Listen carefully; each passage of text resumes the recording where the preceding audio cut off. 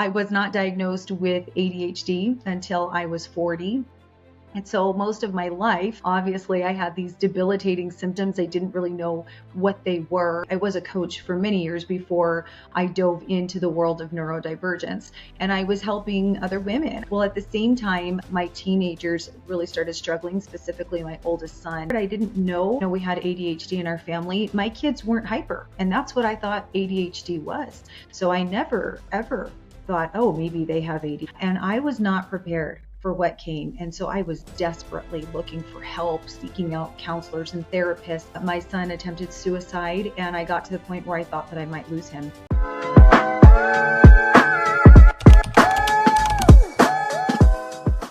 Hi everyone, good afternoon. This is Adolfo Segovia with Venciendo la Depre. I'm the host of this podcast, and today I have an amazing guest. Her name is Jerry South. She's an ADHD specialist, and she's also a life coach. And she has an amazing story that she's going to share with us today. And she also has she has been helping a lot of people for several years with ADHD and also with their lives. So I'm very happy to have her here today. And before we begin, I just want to give a brief introduction about myself. My name is Adolfo Segovia. I was born and raised in Mexico. When I was 18 years old, I was abducted by a drug cartel. A couple of months later, I was assaulted at gunpoint. And a couple of months later, the cartel actually started threatening my family to kidnap my mother or my sister if we don't pay a monthly rent. So at that time, we decided to escape from Mexico and move to the U.S. Thank God for the U.S., for the opportunity it gave us. And then in the U.S., we also had many other issues. We moved to a different country, no family, no friends. We started a business. We ended up losing everything. So after all those episodes, I started feeling bad. And after it took me several years, actually about 5 to 6 years, to realize that to get diagnosed with major depression disorder, anxiety, ADHD, and PTSD.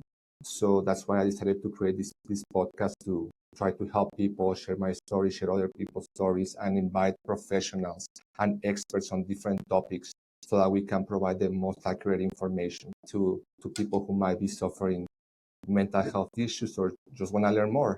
So today we have an amazing guest, Jerry South. Again, I'm super happy to have her here. So Jerry, please introduce yourself and tell us about you. Happy to. It's just when you tell your story, I just want to say that I really appreciate the work that you're doing. That's a unique story, obviously. And so I feel like we're here to talk about me and what I do, but I really want to talk about you. So another time, right? But it's wow, really incredible that you have taken what you've gone through and then you're turning it into this and helping other people. So I applaud you for that. Thank you. But I appreciate the invitation to be here. So I am, like you said, I'm an ADHD expert. I also specialize in autism, neurodivergence as a whole. I'm a mother of 7 children, and I was a single mother of 6 children for a very long time. And I was not diagnosed with ADHD until I was 40. And so most of my life, obviously, I had these debilitating symptoms. I didn't really know what they were. And you really just start to think that it's part of your personality, right? Like I'm just very sensitive, or internally, I can get kind of crazy inside when I'm offended or people hurt my feelings. And also, the good things with ADHD, entrepreneurial, take risks, but also, the debilitating side of not always being able to complete things and being easily distracted and sometimes making impulsive decisions that don't serve me. So experiencing all of that and not really having a name for it. And the reason I got into this work, specifically ADHD. I was a coach for many years before I dove into the world of neurodivergence. And I was helping other women. I was helping women who had been in a similar situation as I had been. I had a lot of success in my career and reinventing myself, and I wanted to help women do the same. Well, at the same time, my teenagers really started struggling, specifically my oldest son. And it really wasn't something that I was expecting, even though I was a single mother. My children were pretty easy when they were young. They weren't hyper, they weren't emptying cupboards and drawing on walls. I could take them with me everywhere, and I really enjoyed that stage of life. My kids were just easy. And then they became preteens and teenagers, and it was like, oh my goodness, what is happening? And I wasn't prepared. I didn't know we had ADHD in our family. My kids weren't hyper, and that's what I thought ADHD was. So I never, ever thought, oh, maybe they have ADHD. And I was not prepared for what came. And so I was desperately looking for help, seeking out counselors and therapists. My son attempted suicide, and I got to the point where I thought that I might lose him. And so at the same time, I'm a coach and I'm helping other women. And these women are asking me, will you work with teenagers? And I thought, no way. Teenagers are so hard. My son hates me. I don't want to do that. But eventually I did. And I put together a pilot program, and I had a handful of teens in that program. And it ended up being the first thing that helped my son. And that's when I really started to explore coaching and why it was helping him and why the help that we were getting for him was not helping. One by one, everyone in our family started being diagnosed with either ADHD. 5 of my kids are on the autism spectrum. 6 of the 7 have. I was remarried. My youngest son, my kids range in age right now from 29 years old all the way down to 8 years old. So I've done all of the stages. Most of them are adults now. And in fact, the reason we discovered ADHD was because my sister had a binge eating disorder, and she went to get help for that, and it was connected to ADHD. And because ADHD has such a high comorbidity rate, I was really finally able to understand, oh, this is ADHD and autism. This is ADHD and OCD, which runs in my family. And I just have been on a mission ever since. I've reached out to the biggest specialists I know to talk to them, to bring camera crews into their living room, to absorb as much and learn as much as I can from them, because there is so much misinformation out there about neurodivergence, so that I can help other people who maybe have been in the same situation I'm in, or just want to understand themselves better or parent their children better. Definitely. And I think we should have another conversation about neurodivergence, which I've seen it. The term is more common now. Before it was not that common. I thought it was more like autism or mental health, but now I've been hearing a lot about neurodivergence. But today I want to focus on ADHD because it's an issue it's a condition that I also have, and that it has affected me in many different ways. Jerry, can we start with what is ADHD and what causes it? Why do we get ADHD? Sure. This is sometimes can be a hot topic because I don't think everybody agrees on where ADHD comes from. I've talked to enough specialists to believe and understand that ADHD is something that you are born with.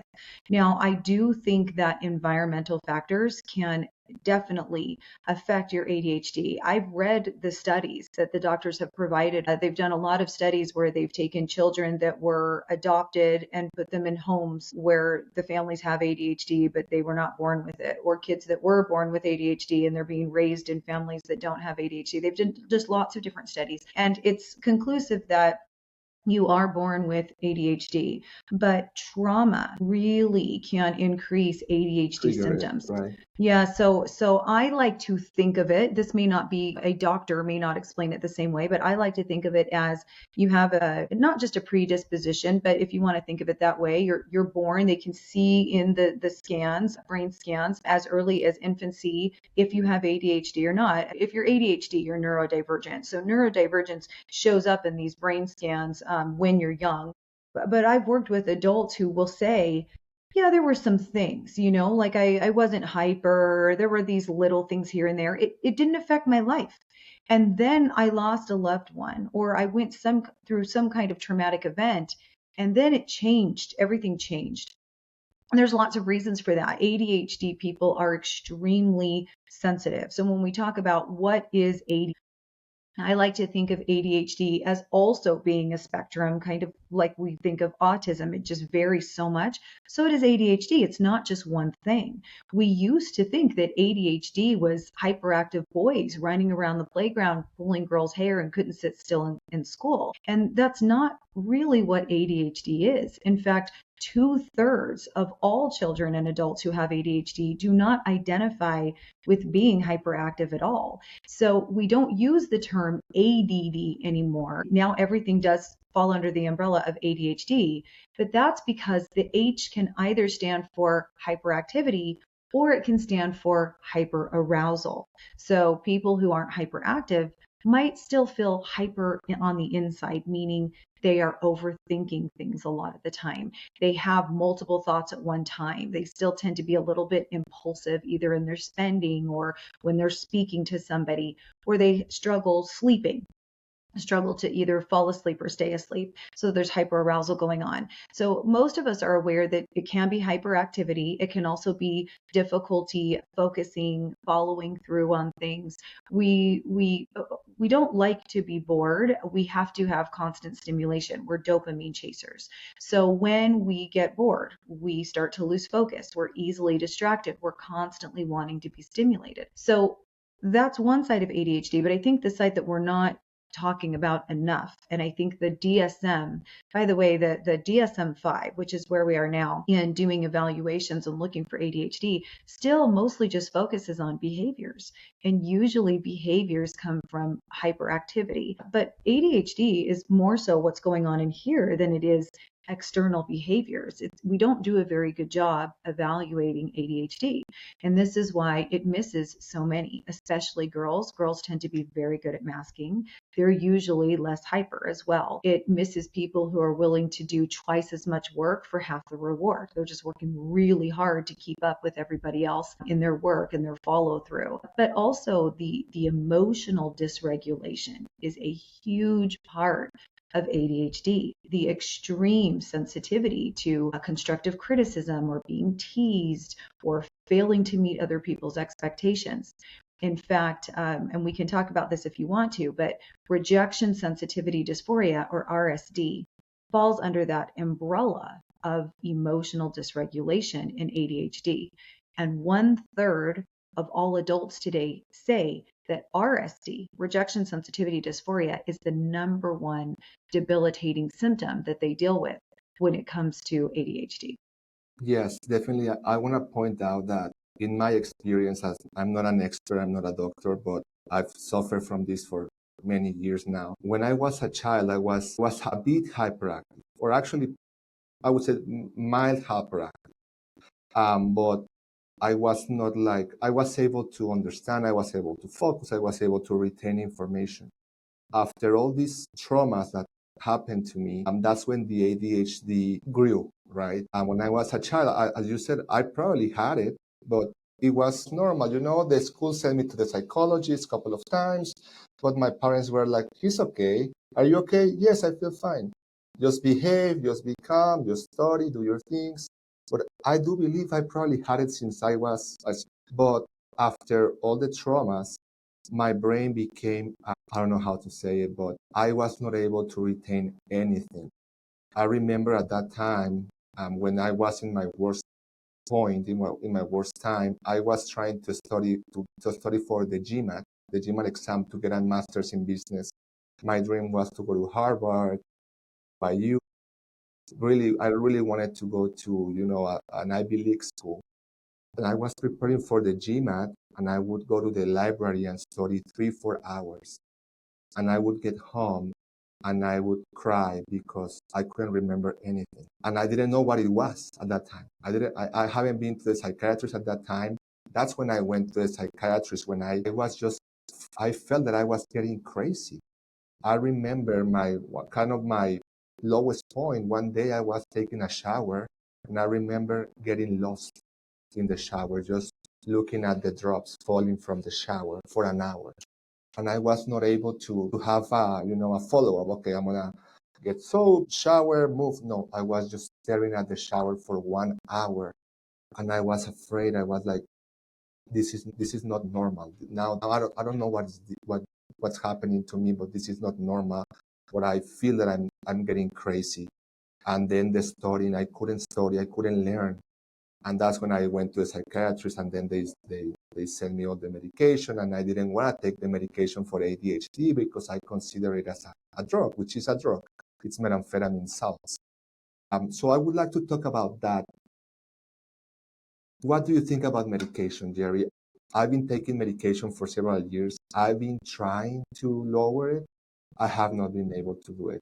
Why do we have to take methamphetamines for So this is a great question, and I just want to preface it by saying that I was strongly against medication in the beginning. My oldest daughter, who is 29 now, she actually was hyper. She was the one that was hyper, and that was a long time ago too. And I was so anti-medication. And then as my other children, as we started to realize, everybody has ADHD. I should say I didn't know for sure that my oldest daughter had ADHD. I remember thinking whether she does or she doesn't, I don't want to even go down that path because I wouldn't do medication anyway. And so then I was married and I had the rest of my children, and I never suspected ADHD again. I just want to point that out. As doctors are recommending medication, I'm hearing so many terrible things about medication. It's addictive. And I'm having thoughts like, I don't want my children to be on anything that alters their brain. I don't want them to have to rely on medication to be able to function.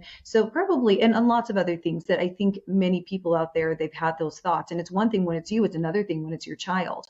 My opinion has changed quite a bit over the last 5 years, I would say. And I'll tell you why that is. It's because when it's just you and your opinions, I was natural everything. I even got to the point where I didn't want to do vaccinations with my children. You can kind of oversee what's happening in your own family and you can try everything. That didn't work. By the way, my son still attempted suicide. So it's like, how far are you willing to go to be anti-medication before you're willing to experiment?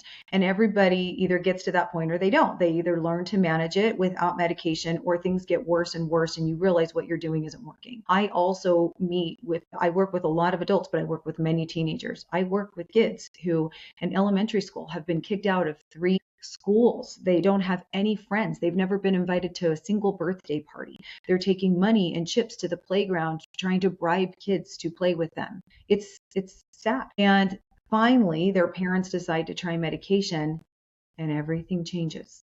So I don't push medication on people, but I also am not anti-medication. I don't think that there's one treatment plan for everybody. I think that some people can take a non-stimulant medication and manage their ADHD. Some people, what I do in behavioral coaching and mindset training, I think is the most important thing, whether you have medication or not medication, because it teaches you how to think differently and overcome the trauma and the wiring that's holding you back. But I will tell my clients, sometimes I can get you all the way to where you want to be. But there are some people that they're so impulsive, but when the rejection sensitivity, when that RSD episode hits, they can't even remember what they said when they were mad because they were so upset. Now, that's not necessarily common. Everybody doesn't experience that, but they do experience not being able to control their impulses. And so some of my clients, I say, I can get you to about 80%, but like they need the medication to calm their brain down so that they can implement what they're learning. So let me just tell you, and this is not a scientific explanation, but this is for the average person, this might help. With the stimulant medication, there's 4 molecules in the stimulant medication, and 3 of them do absolutely nothing for ADHD. But one of them, and they don't really know why, mirrors a molecule up here towards the top of your brain that an ADHDer's brain is burning through very quickly. And so what the stimulant medication does is it mirrors that molecule so that as your brain's burning through it so quickly, it's providing a replacement to calm down the nervous system. It's calming down. It's allowing you to focus. It's calming down your decision making so you're not so impulsive. It's helping you to regulate your emotions. This is why there's so many different kinds of medication. This is why my 90-pound niece, is able to take 3 times more medication than I am, because it doesn't have anything to do with your height or your weight or your age or your gender. There's actually no such thing as a starting dose. It's just whatever your absorption rate is. And so I would tell you that half of my kids take medication and half of them do not. But the other thing I'll tell you, though, is that you shouldn't be feeling anything on your medication. So for someone who doesn't have ADHD, you can probably have a high. I wouldn't know because I have ADHD.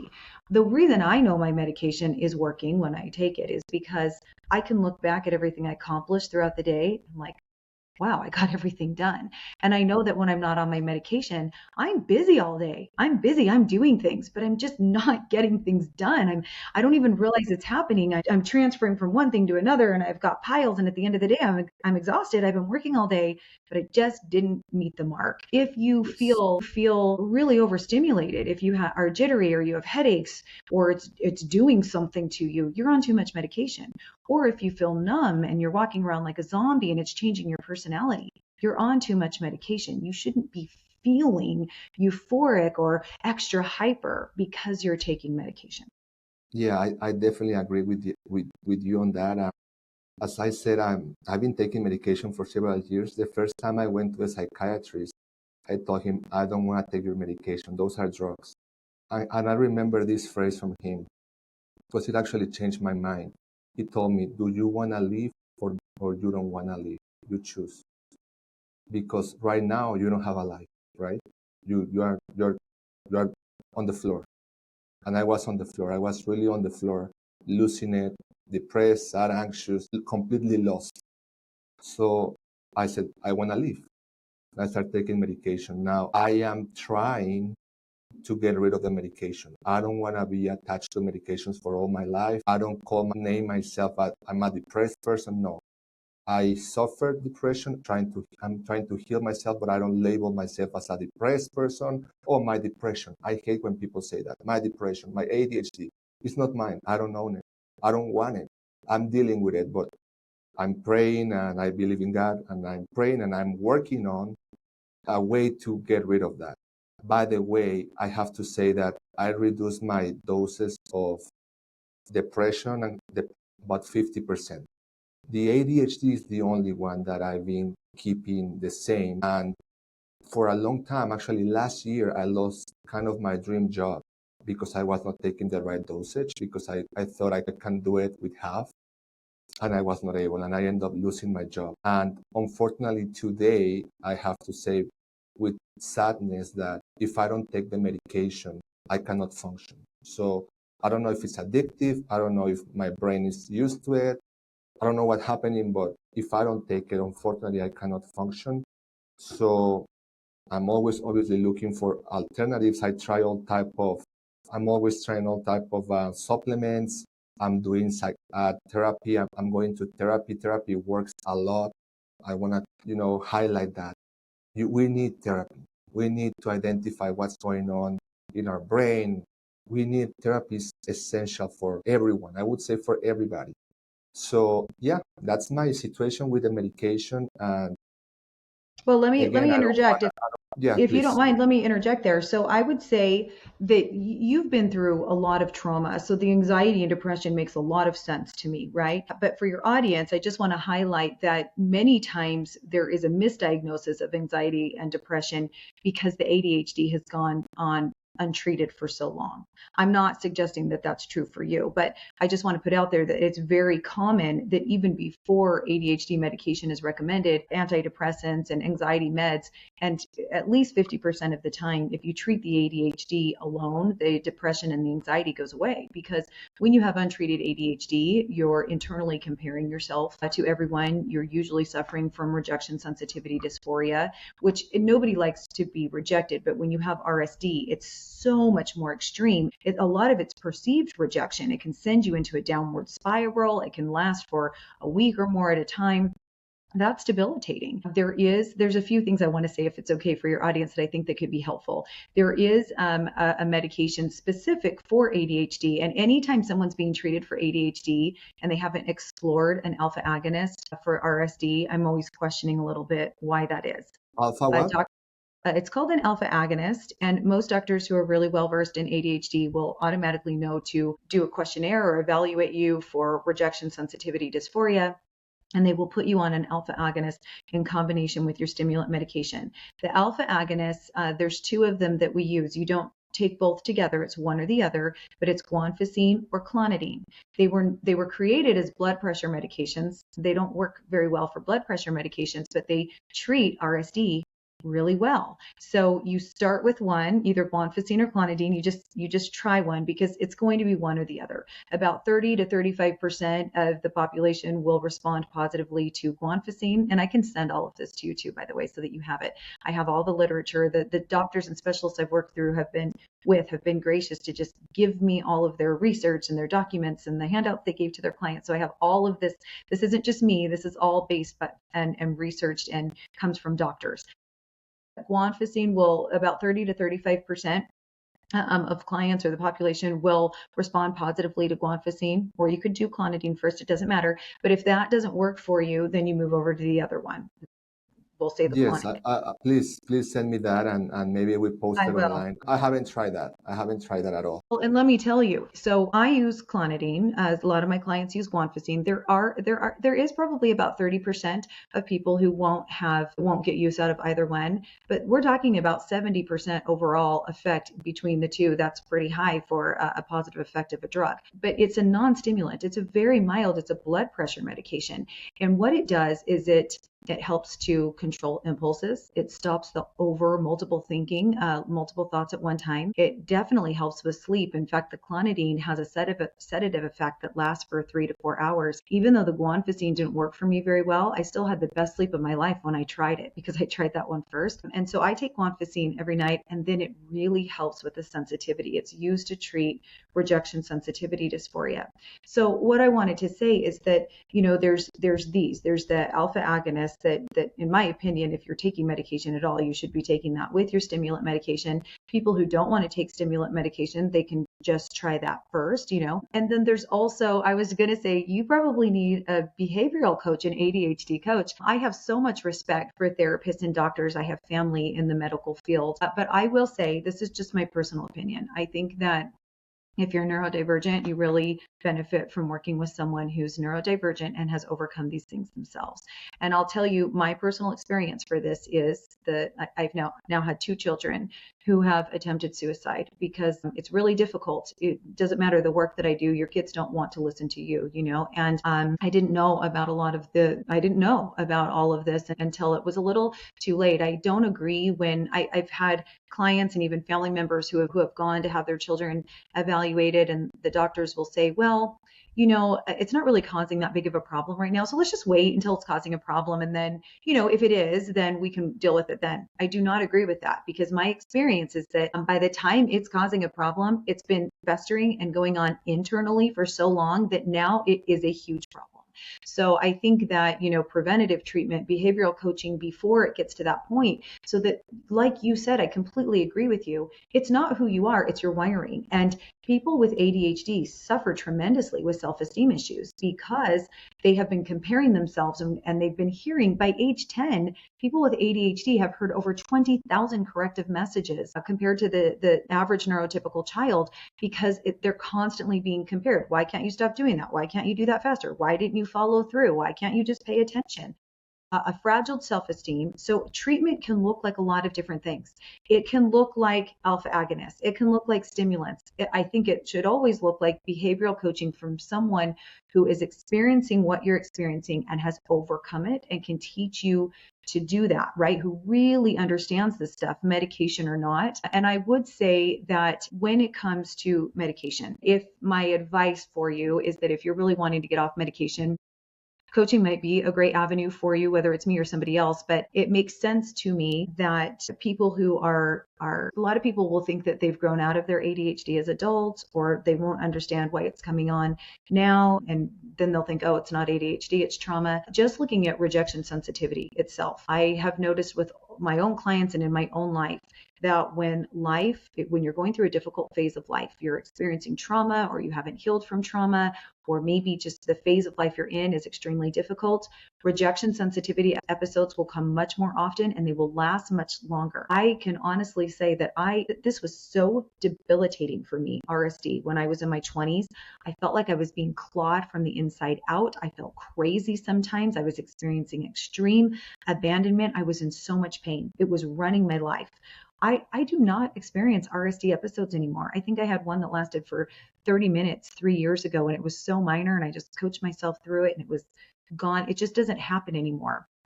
Is my RSD completely gone? I can't say that, but does it affect my life anymore at all? No. So will your ADHD ever go away? No. But can you get to a point where it's the negative effect is minimal? Absolutely. And my personal opinion is that comes from mindset training through a really good, strong coaching program that shouldn't be lasting years. A lot of the clients that come to me have been in therapy for 2 years. I don't think that's necessary. Like a 3-month program is usually pretty sufficient. And then if you need medication to help you implement those things and to get through trauma, totally understandable. And the last little remark I'll make, because I know I've gone on, is that I have a type 1 diabetic son. And so I will use that example a lot, that, he has to be on that for the rest of his life to have a great quality of life. And so if you're replacing a molecule in your brain that needs to slow down, even if it's at a low dose, I don't see a problem with that if it's giving you a really great quality of life. And if you can get to a point where you don't need it, that's great too. But I don't see any shame. And sometimes our bodies just need extra support to be able to function the way that it's supposed to. Yes, and I agree with you. I believe that therapy is one of the key parts to actually heal, because we can take medication for all our lives, and that's only gonna keep us there. But if we want to heal, we need to look for other alternatives. Therapy, anything. I'm open to that, to try everything that can help me heal. I don't really care about the medication or no medication. I wanna heal myself. I wanna be 100%. I don't wanna rely on a medicine every day. If I don't take the medicine, I cannot work. I'm lost. I'm like in Wonderland. And so Right. it's terrible. But we're there. We're fighting. And that's something that I always tell people: depression or mental health, it's a daily fight. It's not something that you're going to cure tomorrow. It's not something that's going to disappear. You have to fight it every day, because you need to fight. I mean, it takes effort. It takes willingness to go to treatments, to look for help, to wake up or go to work even when you are feeling like shit on your bed. Yes. It's hard. It's hard, but I have many times I have to cry before I can wake up. Not wake up, to get out of my bed. I almost have to cry and shout like, I need to get out. I need to fight. I need to move. I cannot stay here. I want to live. I want to help. I want to enjoy my life. Life is beautiful. So, Jerry, how can someone distinguish between having ADHD and just having lack of motivation or feeling tired? Because, and this happened when I was in college. Every kid who was going to the doctor, oh, I feel I cannot concentrate. Oh, I cannot retain information. Medication, medication. And you know that we have a problem in America of, the pharma Right. sending doctors sending medications to everybody. How can someone distinguish if it's really ADHD or it's just a bad season or having a bad day, or maybe they are tired or distracted or something like that? It's a great question because, I'm all over social media talking about these things, and you will get a lot of people who, don't have ADHD or don't believe they have ADHD, and they'll say things like, well, I do that too. You just have to try a little harder. And of course, if you have ADHD, nobody wants to hear that. It can be an offensive statement because they are trying harder. So I think, what's really great is it's so accessible now to even take ADHD quizzes. For example, I have one on my website that I offer for free. If you want to know if you have ADHD, I'm not qualified to diagnose you, but it's right from the doctor's office, one of the top specialists I know. A lot of the questions come right from that. And there's a high probability, if you answer a certain amount of those questions with a yes, that you have ADHD. And the questions on there address things like impulse control. So it's not just one thing, right? It's not just one thing, but you could not have any of the hyperactive symptoms and still have ADHD. So it's more about, when I think about ADHD, I think about struggling to have consistency in your life, really having a desire. Like in your mind, you're thinking, I'm going to just like kill it today. I'm going to get things done. And then you just can't do it. It's sitting in front of you. You can't figure out why you can't do it. You're wasting time. You're staying busy, but you're just like bouncing like a, like a ping pong ball back and forth all over the house. It's just like cleaning this, putting this away. You're busy. You're doing things. And there's a real ADHD paralysis. And so we want to look at, first of all, emotional dysregulation. And again, To your point, there's just so much overlap that yes, it could just be depression. It could be, you're going through a hard time in life and so you're feeling sad. But I want to highlight that when you're taking the ADHD quiz that I provide, for example, the question is, for as long as you can remember, have you been this way? So not like for the last month, and if you've been through trauma, those questions might be a little bit tricky. Like in your case, you might say, well, I haven't always been like this as a kid, but I've been this way since the trauma. But a lot of the questions, if you really look at them, you will be able to acknowledge and determine, I have been this way since I've been little. It just wasn't a problem, right? Did I have a hard time sitting still in my seat? Was I always having to fidget my hands or kick my leg or get up and get a drink? Do I lose attention quickly? Do I have a hard time focusing? Is it difficult to follow through on a project or an assignment if it's boring? Because what I want to highlight is that someone who's neurotypical, if there's something in front of them that needs to be done, just the fact that it's important or there will be a reward at the end is enough for them to get their brain engaged and do it. But if you have ADHD, that does absolutely nothing for you. It doesn't matter how important it is. That's not what engages your brain. Our brain is engaged through novelty, through interest, through a challenge or competition, or through passion. And then also, if something's urgent, all week we might not be motivated to do it, but at the do or die last moment, all of a sudden we can get our brain engaged and do it. So our brain actually operates differently. We're dopamine chasers. And you want to look at like the emotional sensitivity. Is this just triggered because you're going through a hard time right now, or your entire life have you noticed you're extremely sensitive when somebody teases you, or you feel like you haven't pleased someone or met their expectations? You kind of spiral inside and overthink about it for a long period of time. Are you constantly comparing yourself? Like they can follow through, they do good in school, I struggle, I have a hard time, usually with math, but on test taking or remembering things, my short-term working memory. So there's things like that, and impulsivity that we're looking at our whole life. Have we noticed that these things are just a struggle for us? And it's not just I'm going through a hard time, or, I don't like school, I don't like my job. There's a handful of impairments that are causing us to not be able, because what I'll say is that ADHDers are very smart and they're very creative, and sometimes they can hyper focus and just get things done, usually faster than the average person. So it's confusing to them. If somebody asks them, why can't you just do it? They don't know. We don't know why sometimes our brain can just turn on and get engaged, and other times we just can't. And so we start to not trust ourselves. We worry about letting other people down because we don't know if we're going to be able to follow through. If you're an ADHDer and you've experienced ADHD paralysis, this makes a lot of sense. If you don't have ADHD, I find that people will be very critical, like just try harder, just get organized, just plan ahead, wake up earlier. And when you have ADHD, that advice does absolutely nothing for you. You know what needs to be done. You understand, you're smart, but you cannot figure out how to get your brain to do it. But it helps. Like I am working on organization to tools. I'm constantly trying again to develop ways to fight the condition. Right, I'm taking the medication. I'm doing the right things. So far, I've been able to do well. But Jerry, I want to ask you something. I think is very important. As you are a life coach, so I'm assuming you work with a lot of professionals. How should a professional address this at their workplace? And I'm saying this because I've been having issues at my jobs for some time now. As I said, my last year I lost a job that it took me years to get because I got in a depressive state, the ADHD, the whole thing. I didn't ask for help. I didn't tell anything because I was afraid of rejection.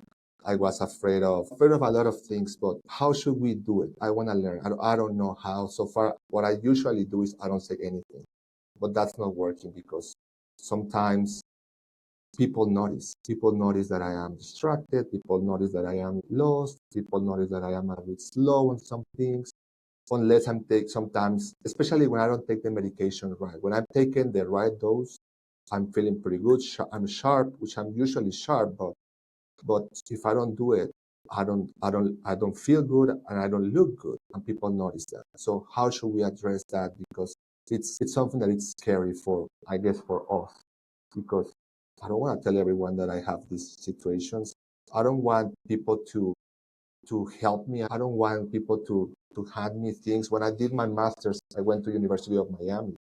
One time I exploded in one class. I couldn't do a test. I was crying. I didn't remember anything. Then I went to talk to them and they told me, oh, you can talk to us. We can help you. We can do this and that. I said, no, I don't want help. I want to complete my master's the same as the others. I don't want any giveaways, hands off. I want to be the same as them because I believe in myself.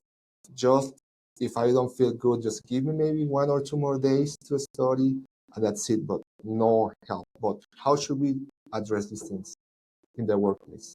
Right. Yeah. And school is usually different than the workplace as well, right? We won't go down this path, but I have my opinions about not being able to take notes into tests and things like that. I don't think that, generally speaking in life, we're expected to remember everything we read and learn all the time. So I think that we have some work to do in the schools as well. But what I'll say about the workplace is this is what we do in coaching is you have an accountability partner. And then we also kind of look at, because everybody's a little bit different. Like I work with some people who have ADHD, but they also have some anxiety. And so they're 10 minutes early everywhere they go. They're always on time. They're always organized. That's not typical for ADHD, but they have extreme anxiety as well. ADHDers are usually late and disorganized. And so every single person I work with is a little bit different because their problems that they're having at the workplace are different. Sometimes it's like not being able to stand up and advocate for yourself or share your good ideas. Other times it's being late to everything or not hitting any of the deadlines. So we want to look at, first of all, ADHD, there's a lot of symptoms, but they're not impairing for everybody. We want to look at what's impairing. When you go in to get treatment, for example, with medication, if you just go in there and say, oh yeah, I have ADHD and there's all these things going on, you're not measuring, okay, is the ADHD working? If you just come in and say, yeah, I think it's working, I feel better, we want to measure. What are the things that are impairing? Let's treat those symptoms first, and then let's measure every time we see you. Okay, it was a 5, now it's a 4, now it's a 3. We're getting somewhere. So that's one thing that ADHDers are not very good at. We're not very good at self-appraisal. We just keep doing the same things over and over again, getting into the same problems, not really solving the problems that are debilitating for us. We really want to focus and be organized about, where do I need the help? And where are my ADHD symptoms not really affecting me? We don't want to pay attention to those. But in the workplace, some general advice I can give is ADHDers are usually impulsive and impatient. And so we want it all and we want it now when we go in big or go home. And when it comes to getting organized and following through and being able to show up in a professional manner, go big or go home isn't usually the answer. I'm a huge risk taker. I've been an entrepreneur my whole life, so I love all of those things. But when it comes to processes and doing things that I consider to be boring or that I'm just not really interested in learning how to do, but I know that it's important for me to learn, I really think that just tackling one thing at a time. It's like, this is going to be a new process that I'm going to focus on this week. And then the next week, I'm going to add something else to that routine. And then the next week, something else. For example, I have a lot of ADHD traits that a lot of other people do, as far as the forgetfulness and having things everywhere. But I'm really, really good at, for example, taking my medication. Almost as though I have OCD, I never forget. That's not common. Most ADHDers forget to take their medication. But I made a point and I had a really good reason why. I have Hashimoto's and deal with some other things, and I like to take my vitamins, and I can share with you later some of the things that I do naturally to really help my ADHD, because I do feel like I don't have a lot of debilitating symptoms anymore in my life. And I don't attribute all of that to medication, but to vitamins and processes. But I'm just really diligent about that. But I had to train myself to do that. So an example I have for this is, if I were to say, I need a better everything in the morning, and I were to say, okay, starting tomorrow, I'm going to wake up earlier, I'm going to go on a walk, I'm going to drink more water, and I'm going to take my pills, and then I'm going to do some yoga. If I try to do all of that starting tomorrow, I am definitely going to fail. I took on one thing at a time. I really want to take my medication. Here's why I want to do it. I'm going to do it every morning, and this is how I'm going to do it. And I got my cute little pill case because novelty is a thing for us, and I enjoy opening that up. And I did that for a while. I don't even use the cute pill case anymore because now for years I've been so good at that habit.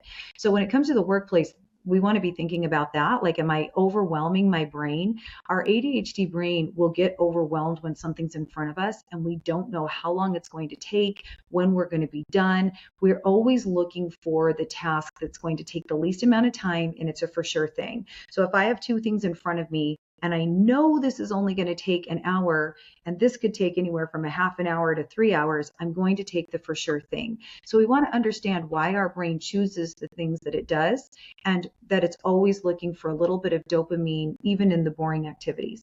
Another thing that I'll say is, because ADHDers can hyperfocus and they get into something, or they're trying to do a good job, will tend to work, and not plan for breaks, or not give ourselves enough planned dopamine.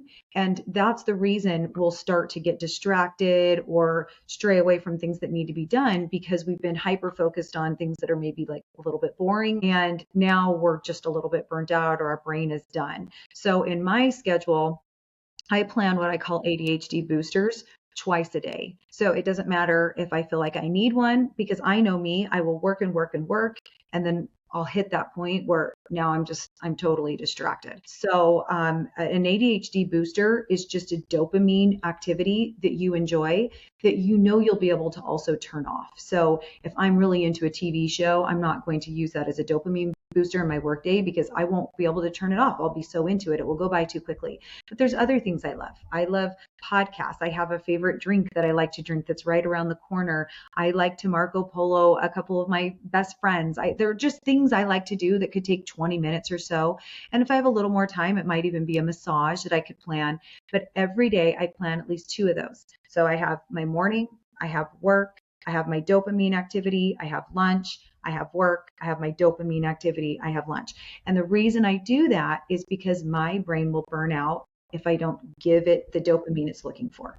I'm less likely to get distracted. I know these are minor things, but these are just, in this podcast, these are little things that I can think of.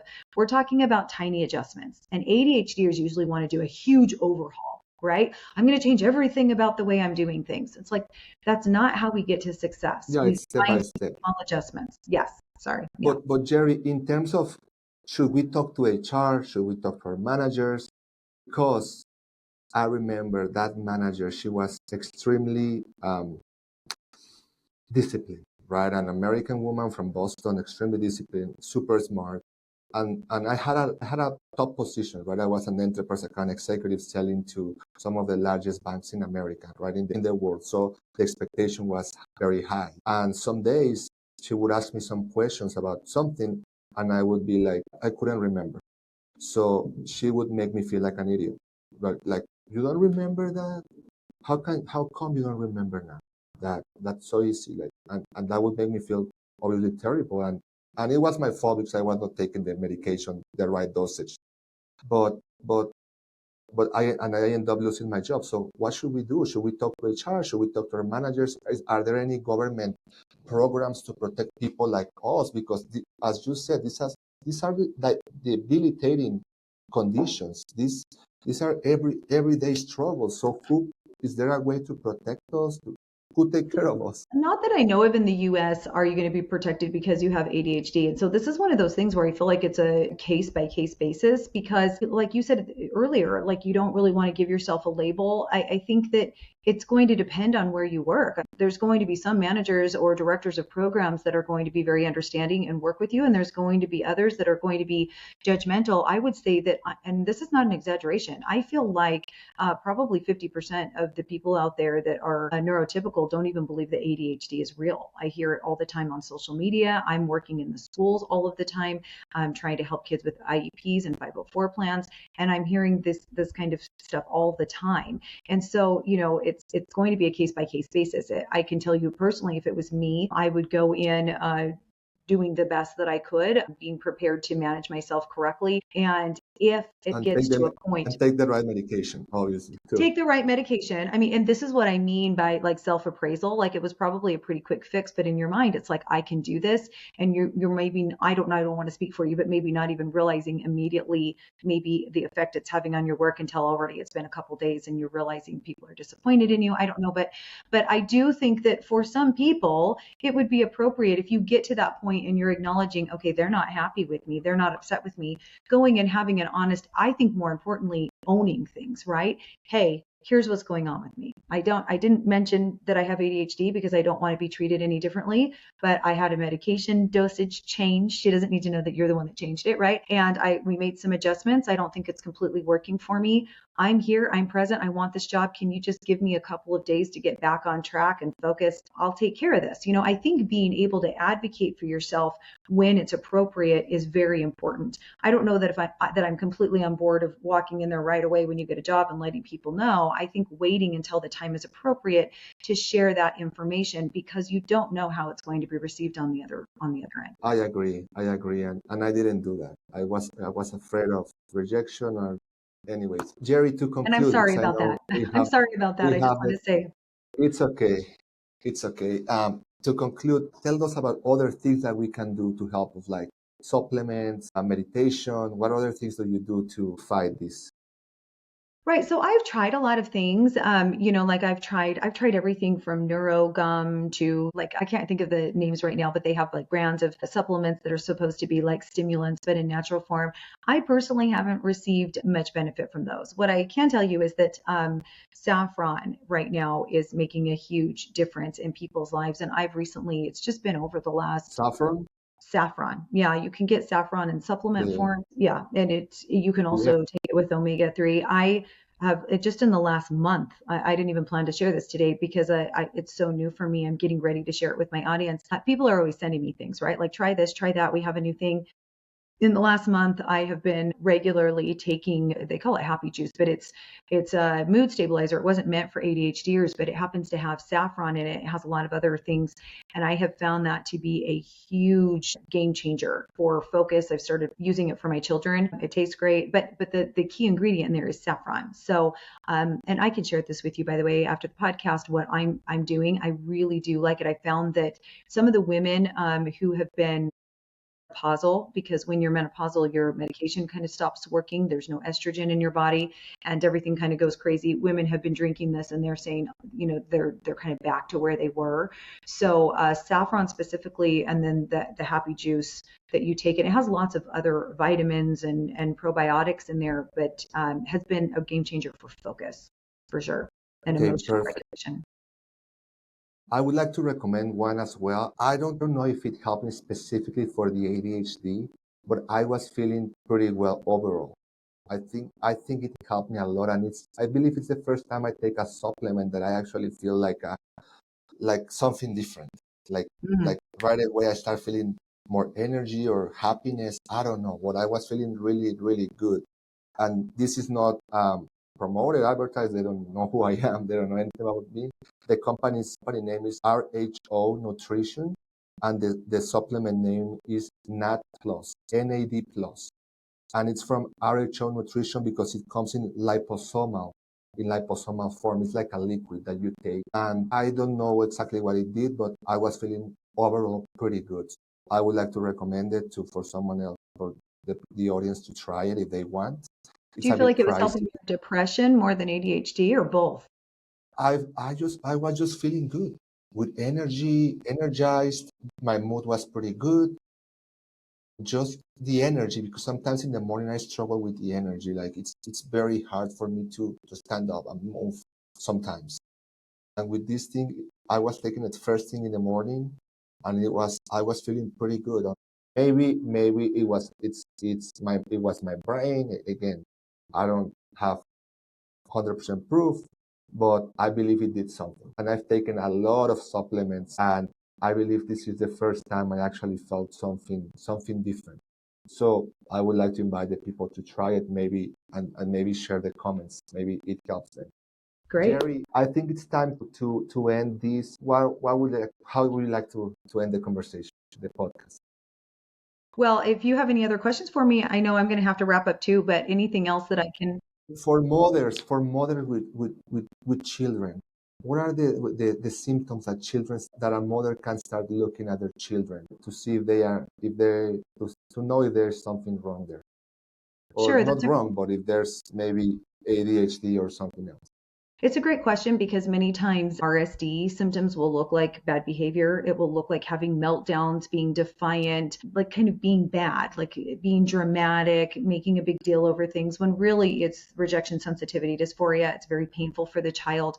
They're having a very difficult time regulating their emotions, and they're perceiving the situation different than it's actually happening. So I think if your child's having excessive meltdowns or seems very sensitive, if they're struggling at all in school, if they're struggling in their social situations, because many times ADHDers will be too much in people's faces, or they're talking a lot, or they're talking about themselves a lot because, just because it's like what ADHDers do. They're all about emotions and dopamine, that they don't always have the best social situations. They can be a little bit too much. Also, like I said, struggling in school. It could be also sometimes ADHDers will display signs of sadness because they're feeling rejected, or they're also comparing themselves a lot. They're noticing that they're not invited, or they aren't doing as well, or the teacher isn't noticing them as much, and they'll take that much more personally. ADHDers, it's like when they're up, they're up, but when they're down. So they're doing this a lot, just extremely sensitive.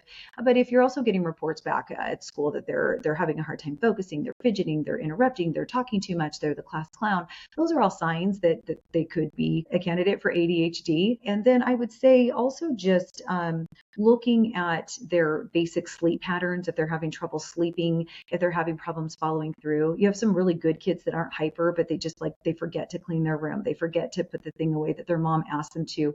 They're always forgetting, to take something to school. They're just forgetting, and the parents are getting on their case. Why can't you remember? Why are you doing this? And the child, doesn't know why they're doing it. They just have ADHD. They're not doing it to be bad. It's just happening. So like I said, I have an ADHD test on my website for free. If anybody wants to take it, they can see what results come up for them, and then decide if you have any concerns at all. I'd always recommend going to be evaluated by an ADHD specialist. And I want to put out there, definitely not pediatricians, but even psychiatrists specialize in ADHD. So finding someone that really does specialize in ADHD and neurodivergent. And it looks like I may have lost you. So I just want to say thank you so much for having me on here today. I'm happy to come back and talk about Yes, I'm here. anything else that you'd like. Okay, great. Yeah, I just continue going, but anytime I'm happy to send you any resources that you would like. I have a free webinar on RSD, any literature I can send you. I'm always happy to be here and help however I can. Yes, Jerry, thank you so much. Please don't disconnect yet. Thank you so much, everyone, for joining the podcast. I'm sorry we had some internet issues, but thank you so much for everyone for joining the podcast. If you like it, please like, share, and subscribe. And Jerry, thank you so much for joining us today. And please, if you have an issue, please go to a doctor, look for a professional. Don't just keep it to yourself. Go to a psychologist, psychiatrist, life coach, ADHD coach. Look for help, okay? Thank you so much, everyone, and I hope that you like this episode and that you keep following us. Thank you so much and have an amazing day. Bye-bye.